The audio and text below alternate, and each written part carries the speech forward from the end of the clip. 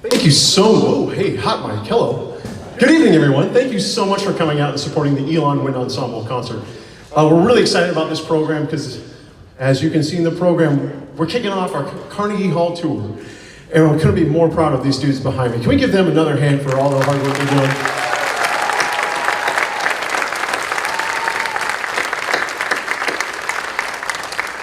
That first piece, as you can read in your program, is by Marco Proust called Trigger. And the idea behind that tune is to be, this festival that we're getting ready to be the showcase ensemble for, is essentially featuring 4 different high schools.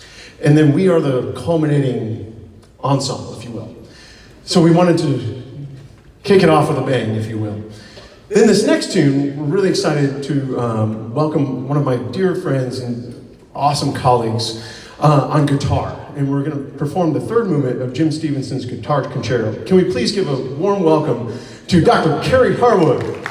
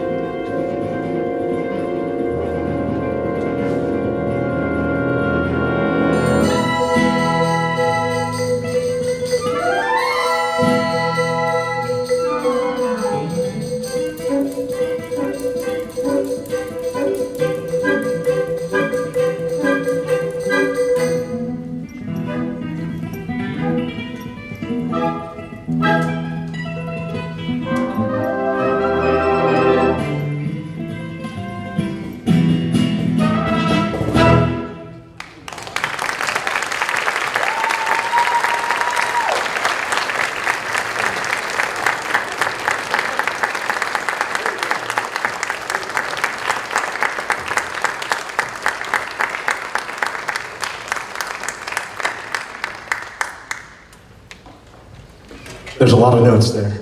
And Carrie is killing it. He sounds so good. So good.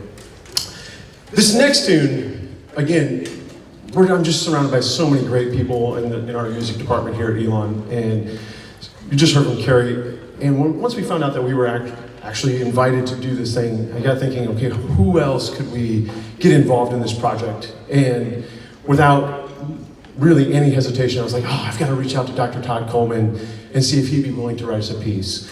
And so it took about a year or so once I first asked Dr. Coleman to do it, and various conversations throughout, and iterations for the band, and brought some parts in to say, hey, is this going to work? Is it not? How can we change it and make it sound good? Dr. Coleman's parts are what he wanted, but then the players could still play it because Dr. Coleman can write some amazing music that's quite difficult.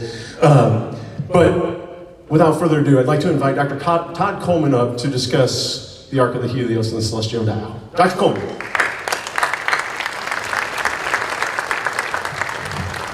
I'm not quite as tall as Jonathan, so first I would like to thank Dr. Paquette for the invitation to write this piece, and I'd like to thank all the players in the wind ensemble for their great work in preparing it.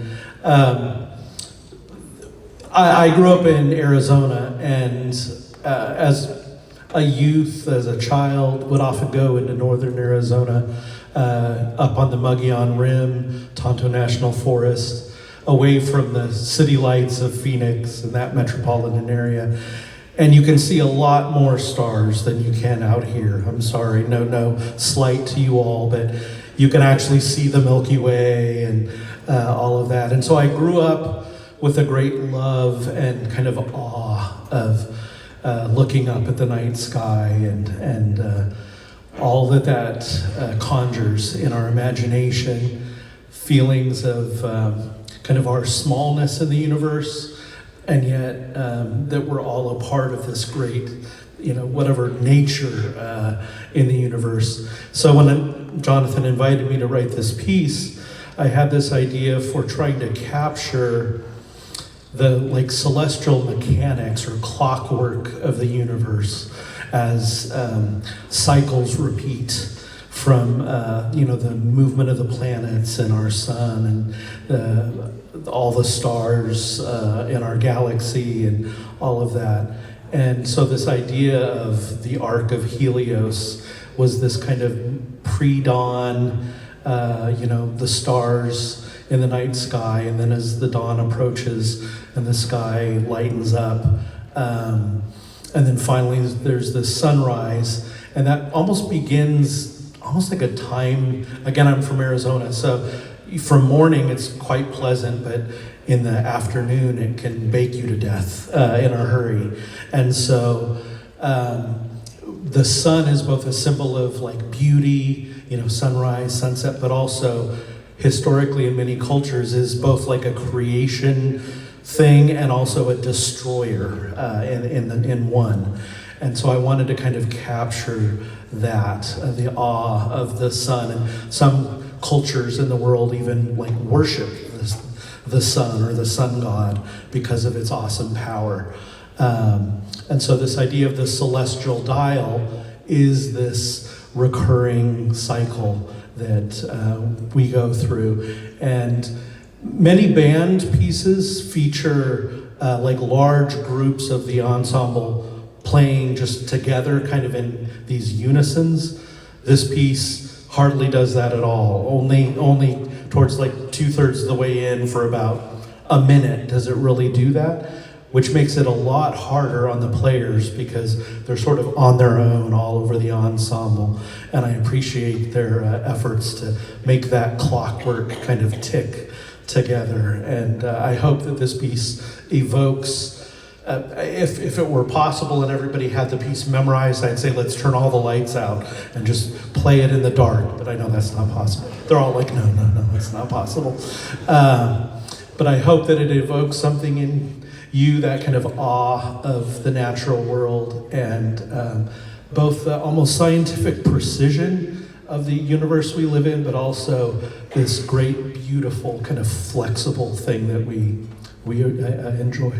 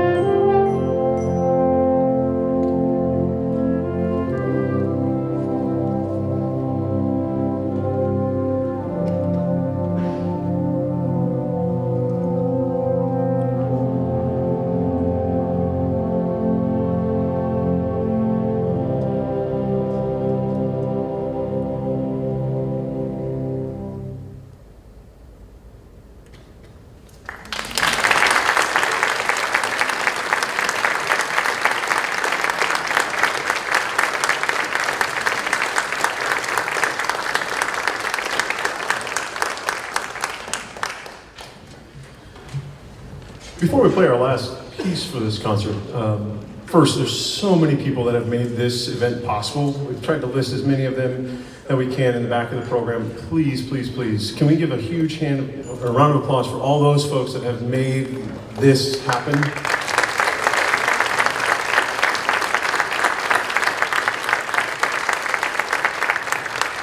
There's a lot happening on Elon's campus this week. Tomorrow, if you're not aware, is our big day of giving. We call it Elon Day. I'm going to put a little plug here for the marching band, the band, right? So if you are interested in contributing to Elon's biggest day of giving, and you are a night owl, we are trying to raise some funds to help these guys go, maybe minimize their costs a little bit. We are rallying from midnight to 5 a.m. I know, it's late. But if we get the most donations, not the largest amount, but the most contribution activity, I guess is maybe the right word, we can get like $2,000 from the university by just doing it. So students, you know your job. But audience members, we would love to invite you to be awake at 1 a.m. and donate to the marching band designation. If not, we understand. But if you are so moved, we would appreciate it. This last piece is very cinematic in nature. We just heard the Olympics and all of John Williams' music. Satoshi Nagasawa, a Japanese composer, has a very similar sound. I encourage you to read the program notes as we perform Satoshi Nagasawa's Machu Picchu.